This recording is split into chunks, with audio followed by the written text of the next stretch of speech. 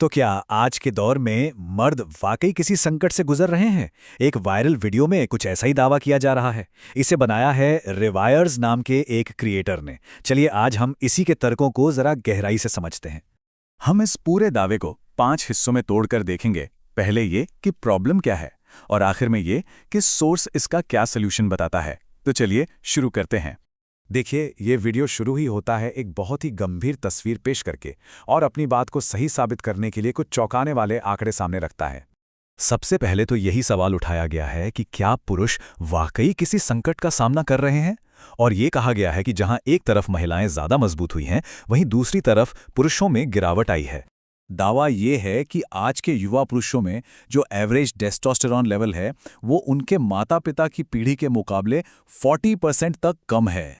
इतना ही नहीं, एक स्टडी का भी जिक्र है जो ये बताती है कि 1973 से 2011 के बीच पुरुषों के स्पर्म काउंट में 52.4% की गिरावट आई है। मतलब ये एक संभावित इनफर्टिलिटी क्राइसिस की तरफ इशारा है। और इस मुद्दे की गंभीरता को दिखाने के लिए ये आंकड़ा देखिए। सोर्स के मुताबिक दुनिया में जितनी भी आत्महत्याएं होती हैं, उनमें से 80% पुरुष करते हैं। तो यहां पर बात सिर्फ फिजिकल या बायोलॉजिकल गिरावट की नहीं हो रही है। इस सोर्स के मुताबिक ये एक साइकोलॉजिकल गिरावट भी है। और ये बात तब साफ हो जाती है जब हम देखते हैं कि अलग-अलग पीढ़ियों के पुरुष खुद को कैसे देखते हैं। इस वीडियो में एक यूके सर्वे का हवाला दिया गया है जो दिखाता है कि खुद को देखने के नजरिए में कितना बड़ा बदलाव आया है। जहां 56% बुजुर्ग पुरुषों ने खुद को पूरी तरह से मर्दाना माना, वहीं युवा पुरुषों में यह आंकड़ा सिर्फ 2% था।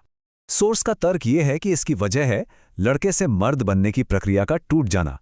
मतलब पुराने समय में लड़के अपनी मां से एक मुश्किल साइकोलॉजिकल दूरी बनाकर और अपने पिता से मर्दाना गुण सीखकर मर्द बनते थे।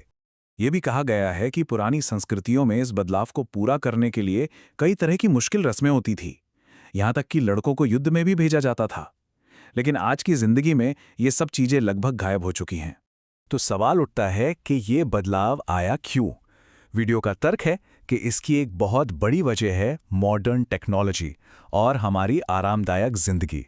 कहने का मतलब यह है कि जिन चीज़ों के लिए पहले मेहनत और संघर्ष करना पड़ता था, जैसे खाना जुटाना हो या किसी से रिश्ता बनाना हो, वो सब अब एक क्लिक पर मौजूद हैं। इससे वो चुनौतियां ही खत्म हो गईं जो इंसान को मजबूत बनाती थीं।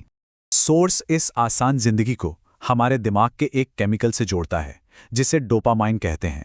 ये वही केमिकल है जो हमें खुशी और संतुष्टि का एहसास कराता है। इस वीडियो का तर्क है कि मॉडर्न टेक्नोलॉजी हमें डोपामाइन पाने के शॉर्टकट देती है। मतलब दिमाग को बिना असल मेहनत किए ही इनाम मिल जाता है, चाहे वो पॉर्न हो, सोशल मीडिया के लाइक्स हों या वीडियो गेम्स की उपलब्धियां। जबकि पहले यही मेहनत मर्दाना चरित्र बनाती थी।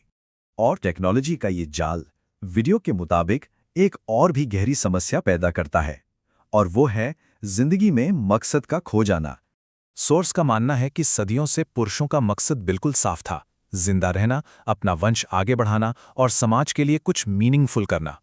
पर अब जिंदा रहने की जरूरत तो परिवार या सरकार पूरी कर देती है। वंश बढ़ाने की बायोलॉजिकल जरूरत की नकल पॉर्न से हो रही है और कोई बड़ा सार्थक काम करने की इच्छा शक्ति ही नहीं बची है। तो प्रॉब्लम और उसके कारणों को समझने के बाद ये वीडियो एक सीधा लेकिन काफी मुश्किल सलूशन भी बताता है।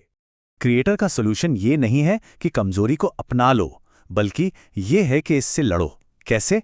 पारंपरिक मर्दाना गुणों को अपनाकर, जैसे मुश्किलों का सामना करना, भावनाओं पर काबू पाना और शिकायत करने की जगह एक्शन लेना। इस वीडियो का पूरा तर्क इस एक लाइन में सिमट जाता है कि मुश्किल दौर मजबूत इंसान बनाता है, मजबूत इंसान अच्छा दौर लाते हैं, अच्छा दौर कमजोर इंसान बनाता है और फिर कमजोर इंसान मुश्किल दौर लाते हैं। सोर्स का मानना है कि हम इसी साइकिल के एक बहुत नाजुक मोड़ पर खड़े हैं। और आखिर में ये विश्लेषण हमें एक जरूरी सवाल पर लाकर छोड़ देता है। आज की दुनिया में जो पहले से इतनी अलग है, एक मजबूत आदमी होने का असली मतलब आखिर है क्या? इस पर सोचना जरूरी है।